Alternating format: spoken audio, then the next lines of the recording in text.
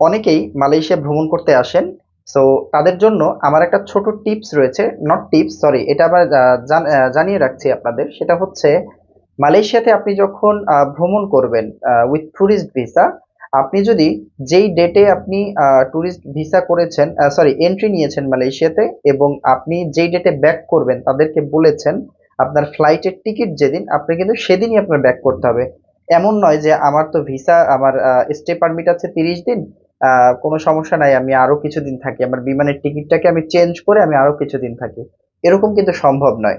আপনি আপনার যে রিটার্ন টিকিটটা যেটা দেখাবেন ওখানে, সেটাই কিন্তু আপনার ইসে রিটার্ন যে ডেটটা, ওই ডেট অনুযায়ী কিন্তু আপনার ফেরত আসতে হবে। আদারওয়াইজ আপনার কিন্তু জরিমানা হতে পারে, এবং যদি জরিমানা আপনি না দেন সেক্ষেত্রে আপনার জেলও হইতে পারে, অথবা জেল জরিমানা দুটোই হতে পারে, যেটার ভুক্তভোগী আমি আসলে নিজে।